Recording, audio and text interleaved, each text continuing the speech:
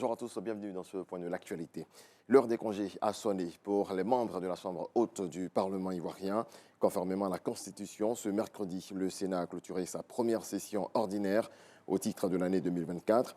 Ouverte le 31 janvier dernier, cette session a été marquée par l'adoption de 19 textes de loi. Bilan largement retracé dans le discours de clôture de session de la présidente du Sénat, Kandia Camara. La séance s'est tenue en présence du haut représentant du président de la République, Gilbert Koné-Kafana. Ouverte le 31 janvier 2024, la première session ordinaire du Sénat connaît aujourd'hui son épilogue. Mesdames et messieurs, distingués invités, la première session ordinaire du Sénat a été riche et intense à divers niveaux.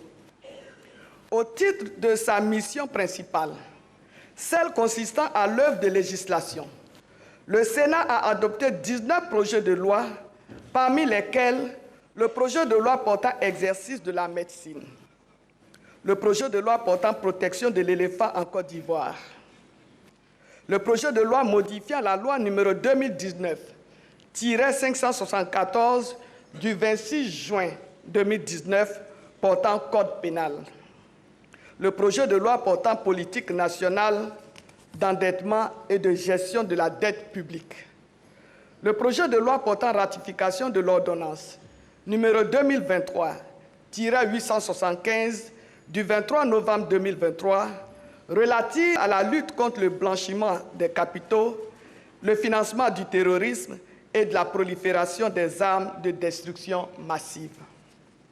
Le Sénat a adopté l'ensemble de ces textes au regard de leur contribution évidente à la régulation efficiente de la vie économique et sociale de la Côte d'Ivoire, mais également à la sécurisation de notre pays et de la sous-région.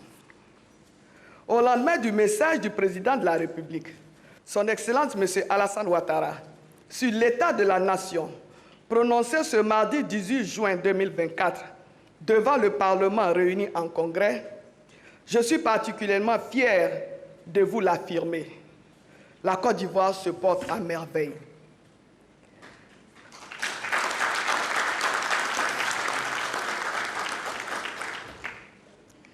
Véritable maître d'orchestre de la renaissance de la Côte d'Ivoire, le président Alassane Ouattara, en seulement 13 années d'exercice du pouvoir d'État, a fait de la Côte d'Ivoire un champion d'Afrique sur tous les plans.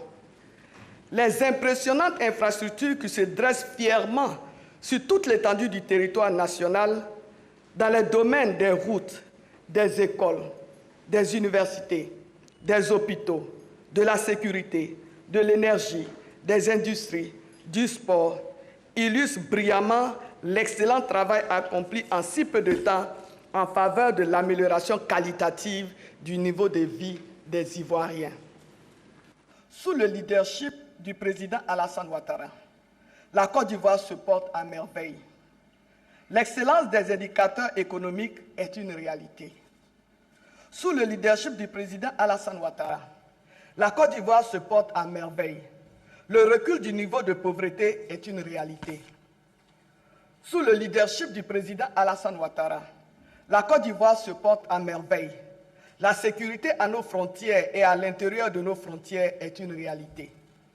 Sous le leadership du président Alassane Ouattara, la Côte d'Ivoire se porte à merveille.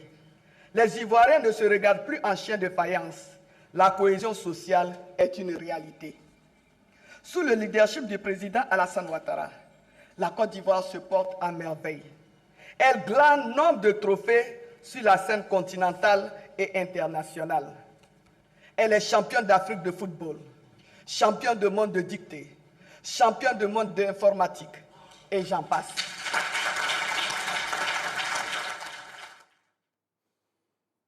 En bref, en image toujours, le projet d'amélioration de la gouvernance pour la délivrance des services de base aux citoyens, PAGDS, a remis ce mardi 18 juin à l'immeuble Siam au Plateau 4 outils digitaux à 4 ministères pour accroître leur performance et la qualité de leurs services.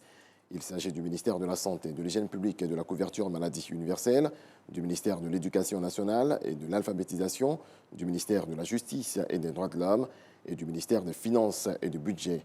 Cette remise s'inscrit dans le cadre de la mission du PAGDS de soutenir l'État de Côte d'Ivoire au niveau des réformes des secteurs économiques clés et l'amélioration de la gouvernance économique.